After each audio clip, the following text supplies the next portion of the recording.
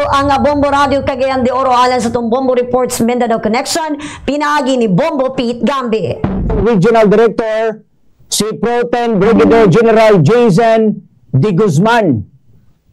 Kini nga pagkunhod resulta sa gipatuman nga mga overlapping checkpoints ug uban pang anti-criminality operations sa nagkadaiya nga bahin diri sa riyon nga dakong balda sa mga kriminal nga adunay mga plano nga mohimog krimen.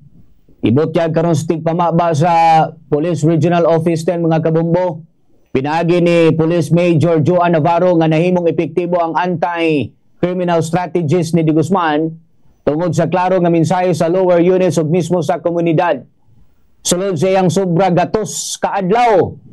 Sobra gatos kaadlaw nga paglingkod sa Campo Alagar ana ay 2,324 ka mga individual ang nadakpan gumikan sa nagkadaiya nga pagsupak sa balaod. Naglakip niini ang pagkasikop sa 842 ka mga individual nga nabawian sa kapin o kulang 5,000 ka mga gramo sa gituhang sabu o adunay sobra 1,000 ka mga gramo usab sa marijuana o adunay kantidad niini nga moabot sa 38 million pesos.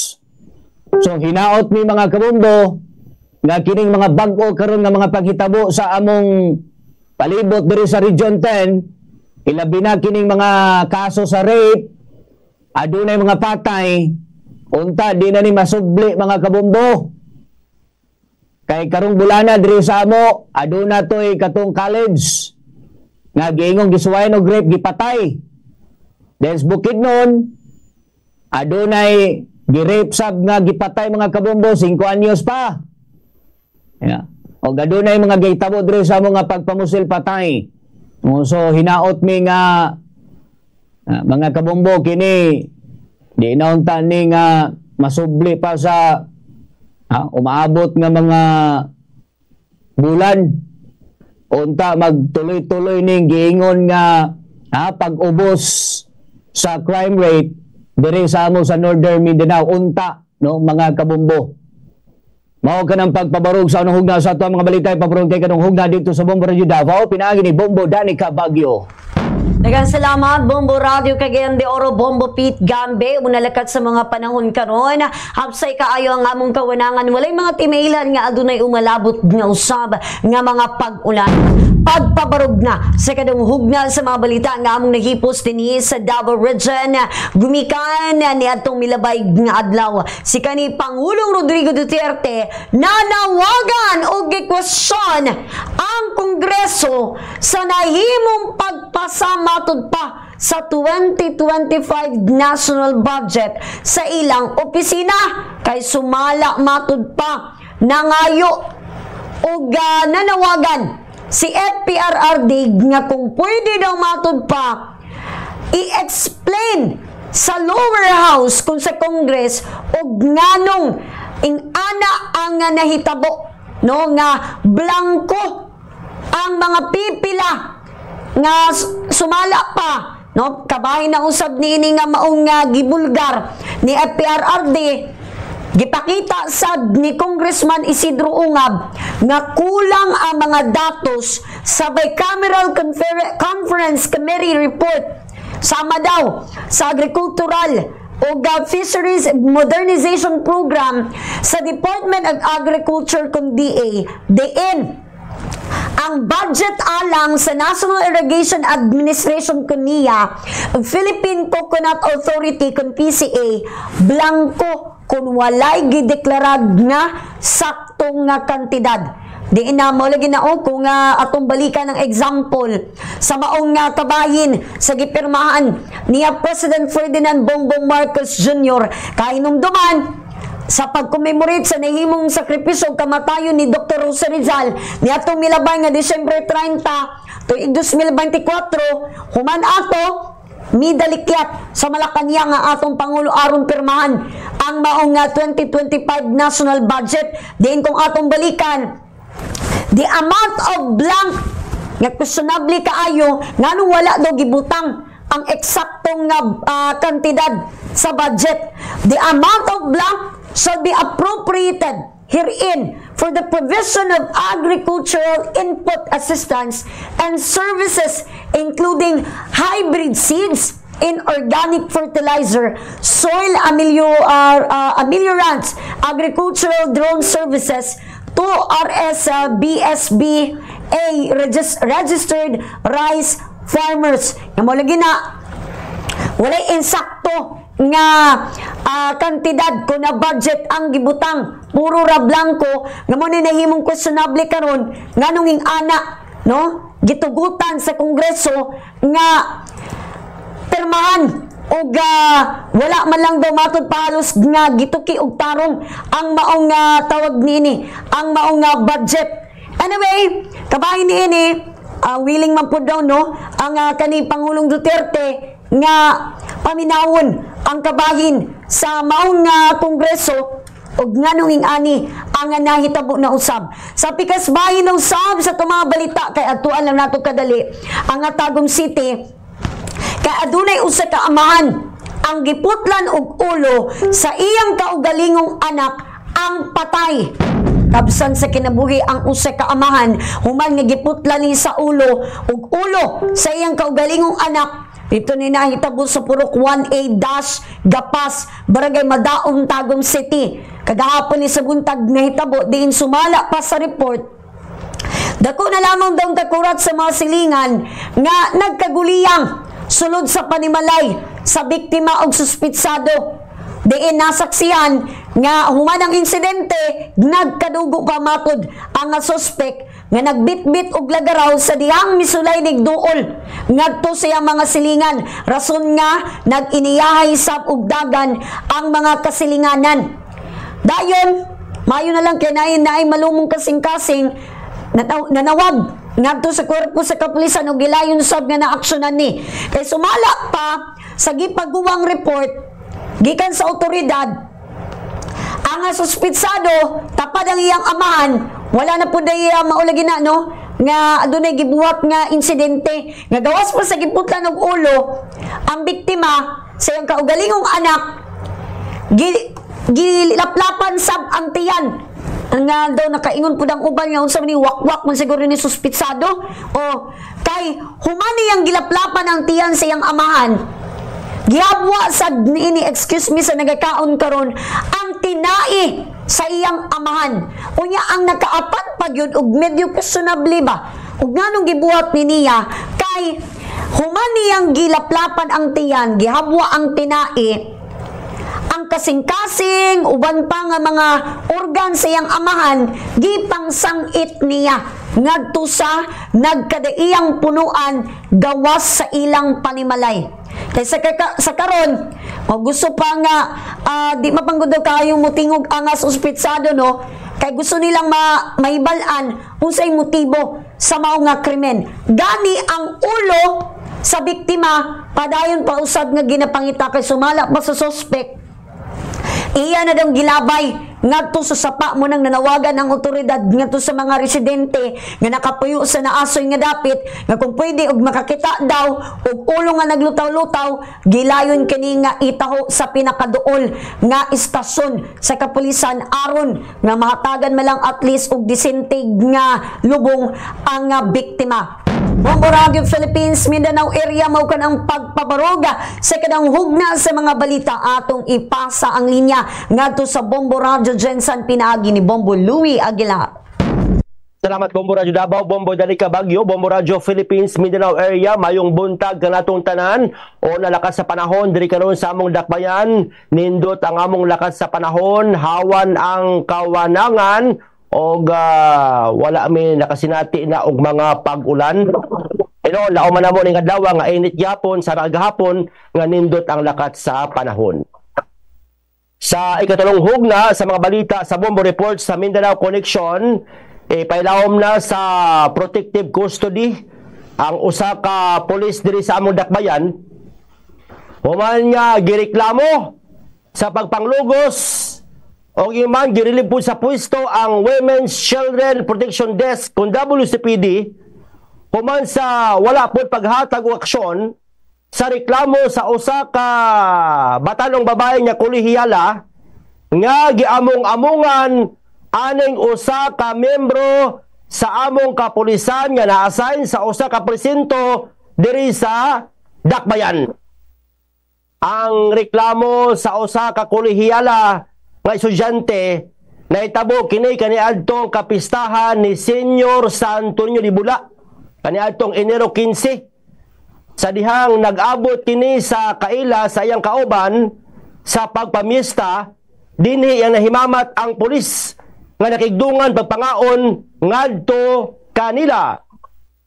Unang gibutyag nga una lang mi ingon nga mopauli kining biktima nananghid siya makauban nga mopauli na lagi.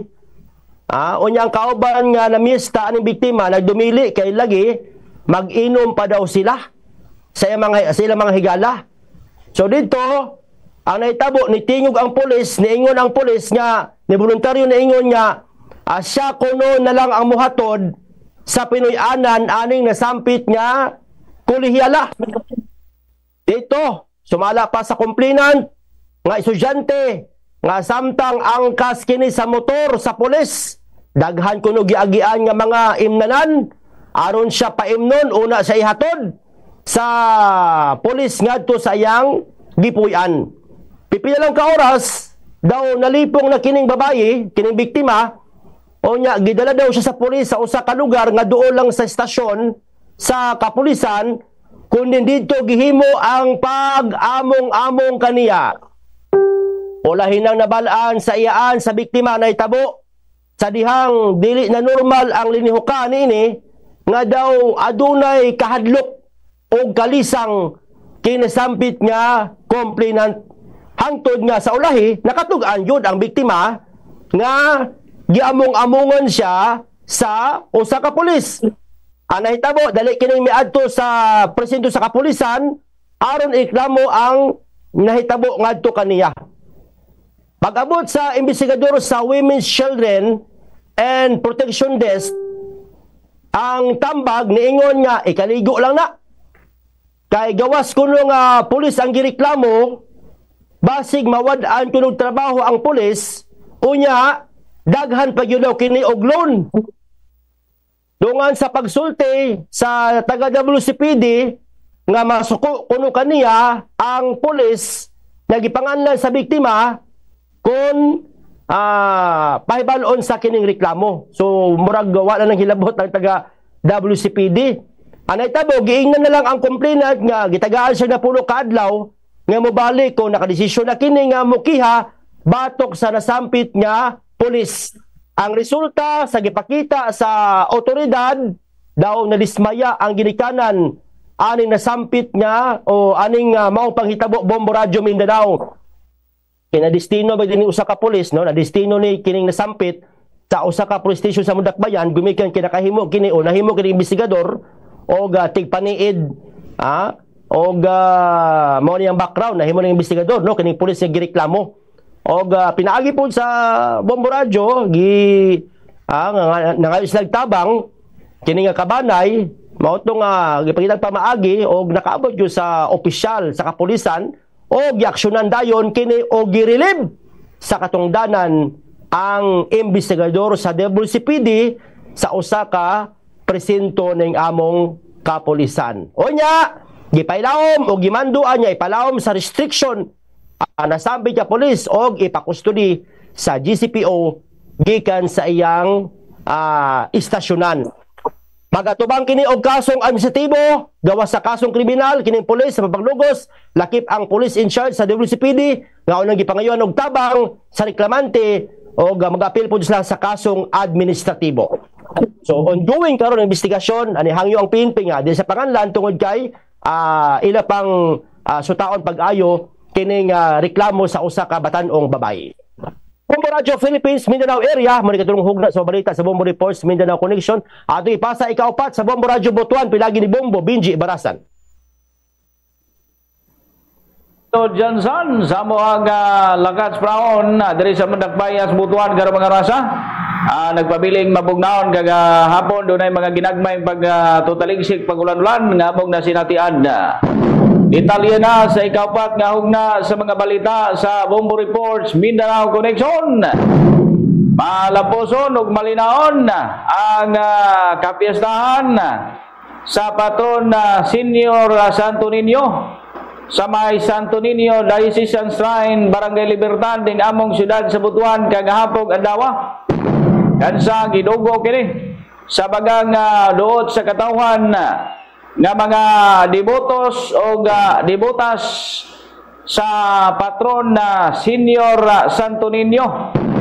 Bisan pa man og dunay closures dalan National Highway GC Aquino Avenue, pero wa ni nakapapugong sa mga devotos nga magpahigayon og sakripisyo aron lamang makapaduol ngadto na sa simbahan og makahawid lamang ngadto na sa imahe sa patron na Senior Santo Niño. Dunay usa ka deboto nga wa man lamang niya gibaliwala ang pagbaktas og layo. Gumikan kay sukad siya nagdebosyon sa Santo Niño. 50 ka tuig na ang milabay, doon na matud pa'y daghang mga grasya nga iyang nadawat gikan sa maong patron. O na nga kagapon, luyo pa man nga doon ay medyo dagom-dagom, doon ay ginagmayng totaligsik.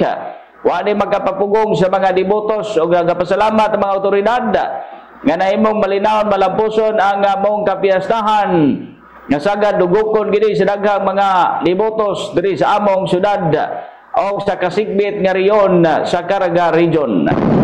Wala Bombo Radio Mindanao ang ikaupat nga hugna sa mga balita sa Bombo Reports Mindanao Connection. This time atong ipalabyo katong signals Bombo Radio Coronadal pinagisab ni Bombo Donald Pitogo. Salamat Bombo Radio Butuan, Bombo Benji Barasan, mga kabombo may buntag kanatong tanan. Patapos pa niyang post na kuyan sa Coronadal karobuntag sa Lunes, Enero 20, 2025, hawan ang muang kawanangan.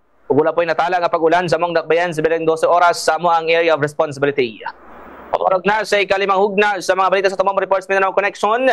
Isong kang gapin 20 ka mga narisari nga armas, those firearms, nga nagikan sa residente sa Banwa sa Dalitay, Maguindanao del Norte.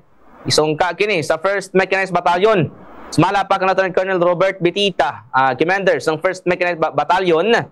Manalagon, malampuson ang pagsungka sa mga pusil. Nga resulta po sa ipahugot nga kampanya batok sa loose firearms sa bulig po sa Small Arms and Light Weapons o SOLW program, management sa 6ID Philippine Army. Ang turnover ceremony, ginpatigayon sa Municipal Hall sa Barangay Poblasyon, Talitay, Maguindanao. Lakip sa mga isungka ang matagas ka kalibre sa sniper rifle, M14 rifle, Grand rifle o mga grenade launchers na ginagamit sa pagpalag sa otoridad.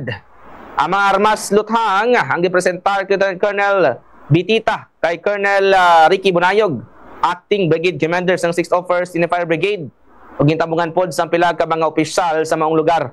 Parayon sa gyapon ng kampanya sa 6th Philippine Army batok sa mga loose firearms sa ilahang area lakip na sa Central Mindanao ug ginpayag pod ni Colonel Orbon nga ang mga lugar, ang areas of concern sa karon nga naa sa red categories, ang ginpahugtan pa ang border checkpoints ug ginpasiguro pod nga maga-coordinate ang AFP sa PNP lakip na sa COMELEC nga maoy lead agency sa ilahang border and control checkpoints.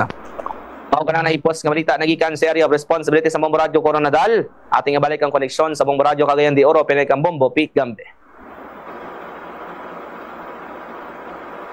Dali sa Bombo Reports Mindanao Connection ning adlaw nga Lunes, pizza 20 sa bulan sa Enero 2025. Inyo nabato sa mga tuwa mga kauban gikan sa Bombo Radio Davao, pinagi ni Bombo Danica Baguio, gikan sa Bombo Radio Jansan, Bombo Louie Aguilar, gikan sa Bombo Radio Butuan, Bombo Benji Barasan, gikan sa Bombo Radio Coronadal, Bombo Donald Pitogog, nanukad gikan sa Bombo Radio Cagayan de Oro, Bombo Pete Gambe. Kaming tanan nagingon, Basta Radio, Bombo!